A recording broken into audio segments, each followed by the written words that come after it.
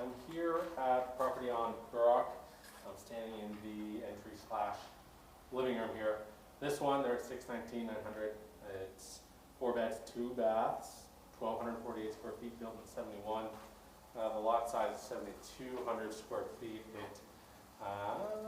No AC in this one. You got vents, so you'd have to throw in a $6,000 condenser to get it AC. And you're going to have more costs than that. This one looks like it's a little rough around the edges, to say the least. You've got some cracking here. Looks like they tried to either repair or cover up. That is very easy to see. No cracking through the tile on the ground, so that makes me think that it's just settling cracks, but still, it's like, why try to hide that or cover it or whatnot. The countertops actually are not like granite slab, you can see. They are granite tiles, which is kind of the cheap way to go about it.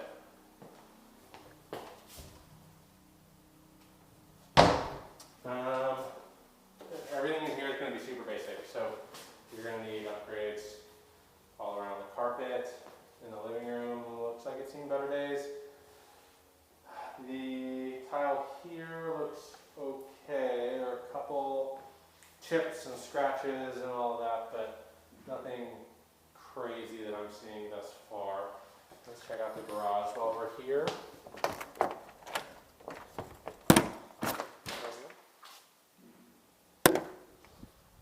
Sorry, the front door was coming out. That's someone was coming in. Okay, so it's kind of a weird smell out here. Noticing right off the bat. That could be, I don't know what that is. It might be mold at the worst case, or just musty at the best case, but kind of oddly finished in. Didn't quite do your normal drywall out here. It's like a kind of weird, cheaper version of drywall, if I'm describing that right. So this would be your dining room here. It's very small and compact. We'll call this bedroom number 4. And all the rooms are pretty small in here. They do, at least in here, we'll keep going looking through. Dual pane windows. You've got fogging on the inside though, which means you can probably see that from here. Which means that the seal on one of the panes has been corroded or breached, because I fill it with, I think it's argon gas, and there I fill some kind of gas to help keep it from not fogging, and that one's been, the seal's been broken. Bathroom, you've got some swelling of the baseboard there I'm seeing, so probably a lot of water just coming out of that shower tub area over the years. Bedroom number 3. Again, small bedroom. They're saying 12 by 10. 12 by 10, 12 by 10, 11 by 9. They are smoking something if they're considering this 11 by 9 or 12 by 10. This is 10 by 9 at best.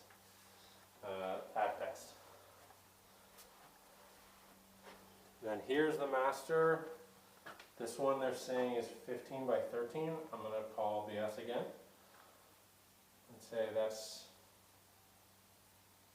closer to like a 12 by 11 or 13 by 12 at most. And then here's the master bath. Again, basic, not terrible shape. Just, rough around the edges all along throughout the whole place here. And I don't know if I mentioned price on this one. There it's $619,900.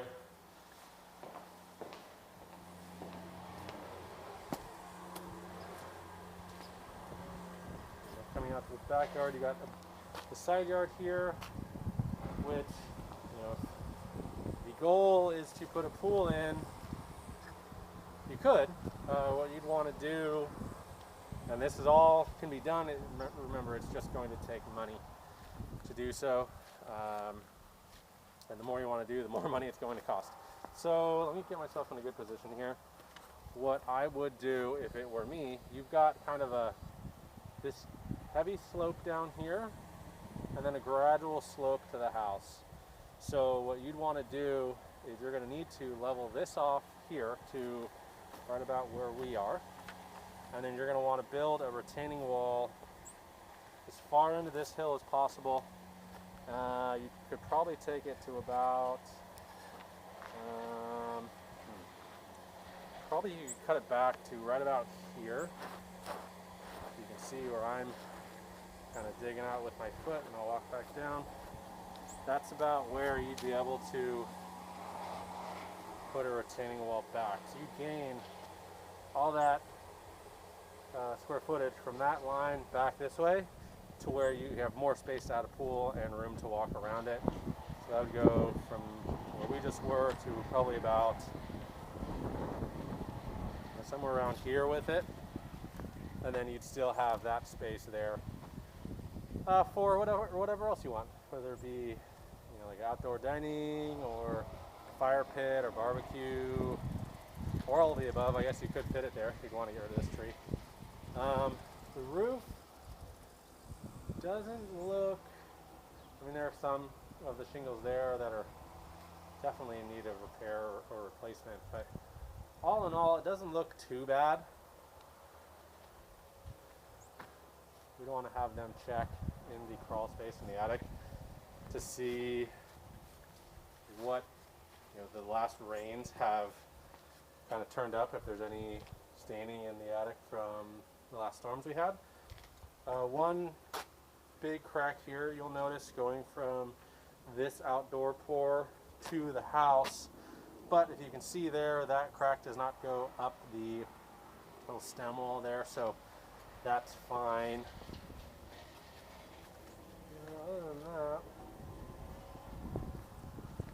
Other than that, just my overall analysis of it, really rough around the edges, a lot of work to do, but as of now, nothing crazy, or I would be thinking, hey, let's run for the hills. Definitely not ideal terms they're calling for.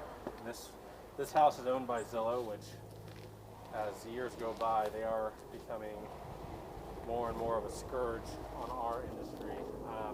They are demanding that all buyers sign these terms that effectively, when our contingency period is up, so we say we have a 15 or 17 day loan contingency in the state of California, by law how that normally goes, it is not a passive removal state. So just because that day comes and goes, that contingency does not lapse just because the day has gone by. We have to physically sign that away. They are trying to demand that all buyers sign an additional form saying that those contingencies are automatically lapsed after that day, which they're supposed to go away in the contract. So I don't, that might be one of the bigger reasons why this one's still on the market. It's been on here for 30 days. I have a feeling there's most agents who know anything are not advising their clients sign that. I think it's a power play move, and it could put you guys in a potential negative spot. So something to consider on this one, kind of goes with the territory. But yeah, that is 10014 Burrock. I will catch you at the next one.